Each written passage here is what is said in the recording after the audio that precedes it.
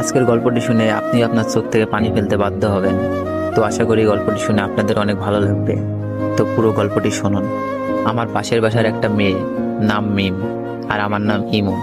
মিম আর আমি দুজনেই খুব ভালো বন্ধু, বলতে পারেন একজন আরেকজনকে ছাড়া চলে না। হঠাৎ করে একদিন আমি মিমকে মজা করতে করতে বললাম, মিম, আই লাভ ইউ। ও বলে, শোন ইমন, আমি তোকে ভালোবাসতে পারবো না, তুই শুধু আমার বন্ধু। এই কথা বলেই চলে গেল, আটকাতে পারলাম না। এভাবেই দিন যেতে লাগলো, কিন্তু মিম তো আমাকে ভালোবাসে না। কি যে করি। বলতে বলতে মিমের ফোন। ওই ইমন, কি করছো?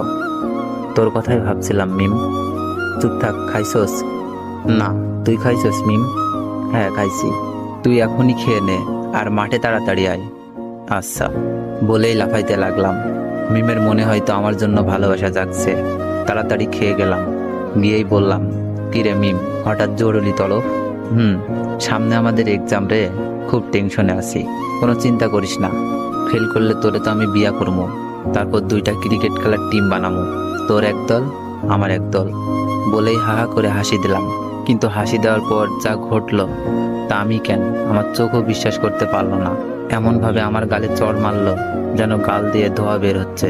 চড়টা মেরেই মিম বলা শুরু করলো, তোকে বন্ধু করেই জীবনে বড় ভুল করেছি, আজ থেকে আমাদের বন্ধুত্ব এখানেই শেষ। বলেই চলে গেল। আর আমার চোখ দিয়ে বৃষ্টির মতো পানি পড়ছে। কিছুই বুঝতে পারলাম না, খুব খারাপ লাগছে। শেষমেশ বন্ধুত্বটাও শেষ। কেমন জানি স্বপ্ন স্বপ্ন লাগছে। তাও কিছুই করার নেই। অশ্রু ভরা চোখ আর বুক ভরা কষ্ট নিয়ে বাসায় আসলাম। এসে শুয়ে পড়লাম। বালিশটাও ভিজে গেছে। পুরনো স্মৃতিগুলো মনে পড়ছে। প্রতিদিন ওকে ফোন দিয়ে ঘুম পাড়ানো, ঘুম থেকে জাগাতাম। দিনে কমপক্ষে 100 বার ফোন আর মেসেজ তো আছেই। সব স্মৃতিগুলো মনে পড়ছে। আমাদের বন্ধুত্ব শেষ হলেও আমি ঠিক আগের মতোই ফোন দিতাম, মেসেজ দিতাম। মিম খুব বিরক্ত ফিল করতো, তারপরও কথা বলতে চাইতাম। হঠাৎ একদিন দেখলাম মিম পার্কে বসে এক ছেলের সাথে হেসে হেসে কথা বলছে, যেন কলিজাটা ছিঁড়ে যাচ্ছে। তাই বাসায় এসে পড়লাম। বুকটা ব্যথা করছে, তাই ভাবলাম মিমকে একটা ফোন দিই। অনেকবার কল হওয়ার পর রিসিভ করলো। মিম, বুকে ব্যথা করতেছে। মিম বলল, ব্যথা করা ভালো, এখন আমাকে ডিস্টার্ব করবি না।